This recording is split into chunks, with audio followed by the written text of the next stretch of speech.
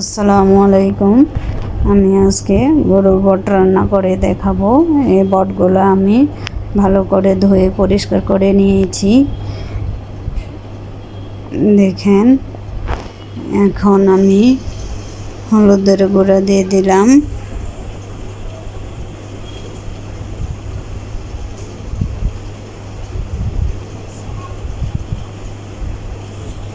পানি দিয়ে দিলাম।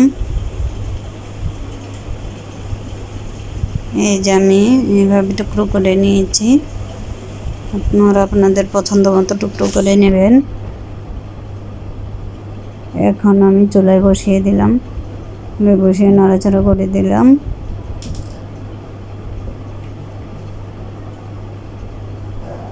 এই যে বলক এসেছে, বড্ড বলক এসেছে। কয়েকটা বলক আসার পরে আমি এগুলো ছেঁকে নেব।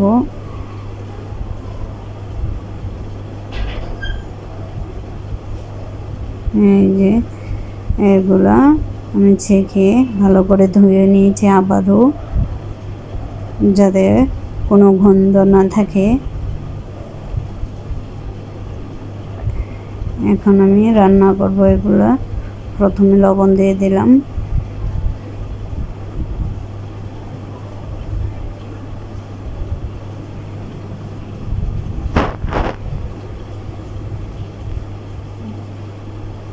তারপর গরম মশলা দিয়ে দিলাম,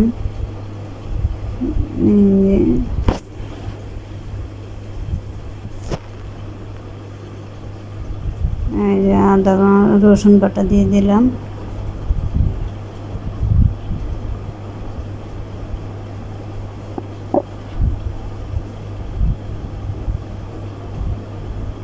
কাঁচামরিচ বাটা দিয়ে দিলাম,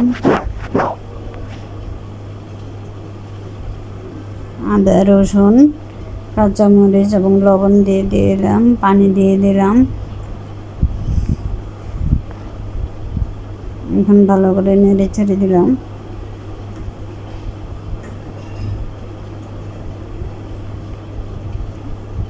যে ঢাকনা দিয়ে এখন আমি ভালো করে সিদ্ধ করে নিয়েছি। যে পানিটা শুকিয়ে এসেছে, যে দেখেন।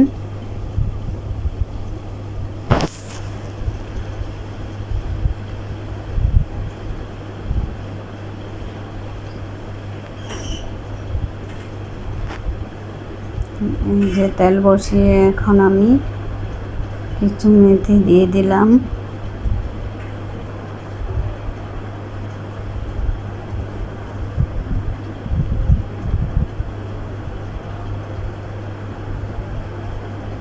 এখন পেঁয়াজ কুচি দিয়ে দিলাম,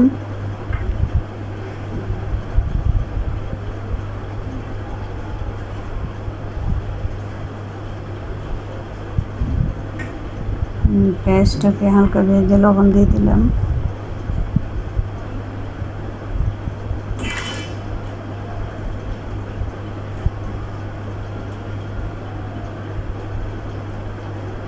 হলুদ মরিচ দিয়ে দিলাম, মরিচ এবং ধনে গুঁড়া দিয়ে দিলাম।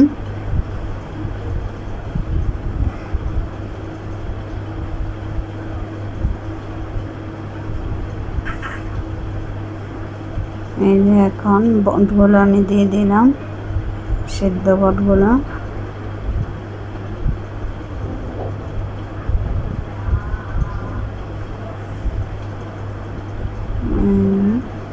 ভালো করে মিশিয়ে নিচ্ছি।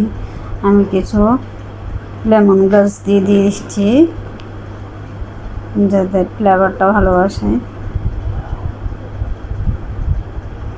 কোনো গন্ধ না থাকে। এখন আমি গরম মশলা গুঁড়া, দারচিনি এবং তেজপাতা দিয়ে দিলাম। এখন আমি ভালো করে মিশিয়ে রান্না করে নেব। এই যে আমার বটটা রান্না হয়ে এসেছে। এই যে দেখেন, পানি শুকিয়ে ভুনা ভুনা হয়ে এসেছে।